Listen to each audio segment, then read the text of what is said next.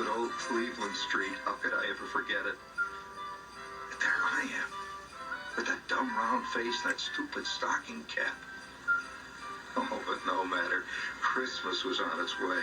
Lovely, glorious, Hey y'all, it is your favorite nerdy girl here, Nerdy Girl Reviews, aka Roz Barron, and we are recapping A Christmas Story Christmas. I know it's not spelled that way, but we do what we can with the lettering. Yes, yeah, we are back. It is currently streaming on HBO Max. So if you would like to see and hear the full commentary, keep me locked here on YouTube. If you're watching this on Instagram, click the link in bio. If you're watching this on IG Stories, click on the link. It'll link you back to my YouTube channel. Tell me this shirt isn't the cutest thing. And I'm available on TikTok under Nerdygirlreviews. So let's get into this quick recap. And I hope you enjoy. We are getting into the whole Christmas holidays, so stay tuned. We'll be right back. Oh, fudge. Only I didn't say fudge. I said the word. The big one. The queen mother of dirty words. The F-dash-dash-dash word. What did you say? That's... And we were listening to a small little clip from the original Christmas Story from 1983. And that was the lovable Ralphie character, played brilliantly by Peter Billingsley. And it was the very famous scene where he's trying to help out the old man change the nuts and bolts to change a tire, and that is played, the old man is played by Darren McGavin. You know, it was just, it's synonymous with Christmas time. I hope you enjoy this lovely tree again. All my props are provided by myself and DIYs from the Dollar Tree items and picking things apart. Nonetheless, we're still working on the background, but I just thought I'd bring a little Christmas to my lovely viewers. Thank you all for watching. So, needless to say, of course, we're all going to have this fervor for a Christmas Story, because for heaven's sake, it's been in our lives for the last 40 years. I mean, you know, it just depends. It depends on the viewer. Some people, you know, have a preference for Wonderful Life and a number of other Christmas stories, Home Alone. But A Christmas Story that plays is the only one that I think particularly plays on TBS for a 24-hour loop. And it's perfect because they stream it, or they televise it on Christmas Eve all the way till Christmas Day. And I can't think of another film that does that so brilliantly of them to kind of, you know, revitalize it and to give it a whole new perspective, with still having a very nostalgic flair. And tell me, I mean, I know I keep making reference, but isn't it the cutest thing? Because, like, here he is when that was right after the whole, oh, fudge, and his mom, you know, those horrible old antiquated ways of discipline. But hey, it was what it was. You stick a soap in your mouth. Filthy words. Anyway, but we are introduced with this 2022 version, you know, an older version, an adult version of Ralphie. You know, obviously 40 years have passed, but they are not going to pick up now, because when the film was shot, it was supposed to be like late 50s, early 60s. People are still listening to radio. And I will say also in the intro, we had, which is so funny because the stories are based on real life for this particular radio personality of Gene Shepard. Unfortunately, he passed in 1991. He was known as, nickname as Shep. He was an American storyteller, a humorous radio and TV personality, writer, and actor with a career that spanned decades. Shepard is known for the film A Christmas Story, which he narrated and co-scripted based on his own semi-autobiographical stories. And tell me that wasn't like the best. Like, I mean, if you definitely are one of those fans like myself who reminisce with those like vaudeville, you know, toned voices that you can honestly like fall asleep to or are very much engaged with that kind of deep baritone voice. He had that voice. It was whimsical. It had a little bit of whimsy. It had a little bit of whimper, like almost like childlike, but still very much in that deep baritone voice because it was supposed to be Ralphie's voice in the adult, as an adult, the narration in the original Christmas Story. So now for this version, we don't have his voice, but it works because it's true to the story, true to Ralphie how he is now. I believe it's the main character who's narrating it, Peter, but it's not the same, and I think you're already starting.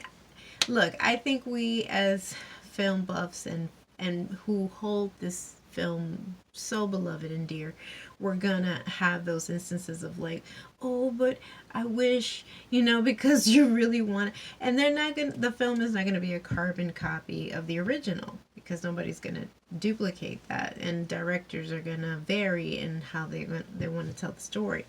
There were instances that felt very much like the 1983 version, but this was its own thing, and I appreciate that. I think it was a really decent sequel, to be perfectly honest. There's so many other films that just haven't lived up to what we thought it was going to be, a sequel or prequel. Father of the Bride, and I will link that somewhere here. It was not what it was supposed to be, not the bee's knees. And a good majority of the cast did come back. Most of his friends, who played his friends in the film. Remember the boy that got his tongue stuck on the on the flagpole? Him, Scott Schwartz, that's the actor's name.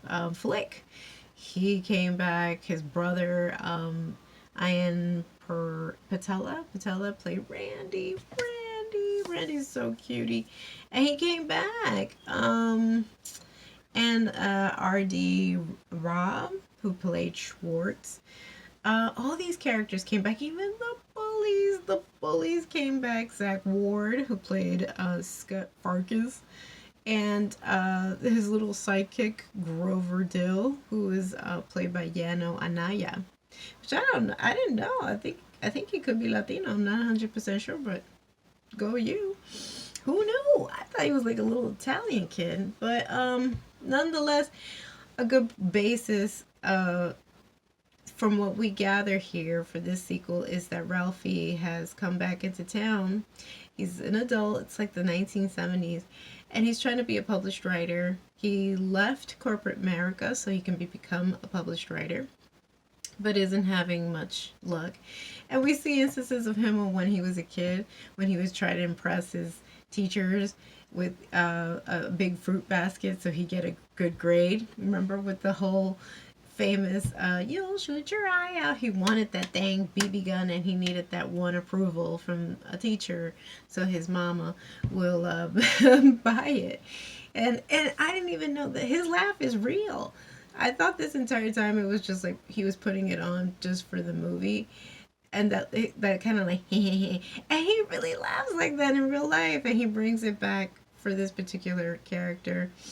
It's a roller coaster. We see how he's married. Now he has 2 children of his own. Not 2 boys, but a boy and a girl. And they're anticipating for his parents to come from Idaho, I believe, to visit him. I think he's living in Chicago at the beginning of the film. And then he gets that horrible news that the old man has passed. And it's heartbreaking. And I think a lot of people who have maybe dealt with grief or loss during the holidays, I think this film will touch a nerve, but I think in a positive sense.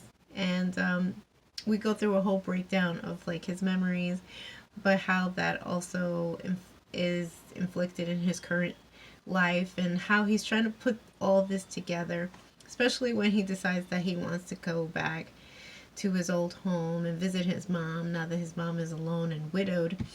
That they will celebrate the holidays with her, and so he's trying to put an obituary together, but it's just honestly coming out more like a story as opposed to just a vague small blip to put on in a newspaper. But what I will say that of all the people that came back, who didn't come back was the OG mom, the original mom, Mother Parker, played by excuse me, Melinda Dillon. And so what they ended up doing was swapping her for Julie Haggerty. I've seen her before. She's always, I think she's done a lot of comedy. She's done Airplane. The only thing I will say is that although she's very age appropriate and it goes okay and it makes sense, but her high pitched, and I'm not the only one that will say it. A lot of other reviewers have been saying her voice is a little too high pitched, that she sounds always happy or a little duh, and it's a little bit of a disservice to our original mom, just for the simple fact that hold on a second. This was my favorite scene from A Christmas Story, the original movie, and her voice in this scene. Like again, it wasn't like her she had like a deep voice or a super flighty voice, but the way she defends herself is the famous "not a finger" phrase. What happened? I was watering my plant. She's like, but then she lets it be known like you are not gonna disrespect me over that hideous leg lamp. Uh-oh. You touch that? You were always jealous of this lamp. Jealous of a plastic Jealous. Jealous because I won. That's ridiculous. Jealous? Jealous of what? That is the ugliest lamp I have ever seen in my entire life. No, it was out. The glue. We're out of glue. You use up all the glue on purpose. The old man stood quivering with fury, stammering as he tried to come up with a real crusher. All he got out was, Not a finger! I'm sorry. And it just doesn't compare. I will say that. Like how this generation will say it just hits different. It's not the same thing. I mean, no shade to their new actress who filled in, and I think she did a decent job, but it's just not Julie Haggerty. It's just not. It is not our OG mom, so it hit different.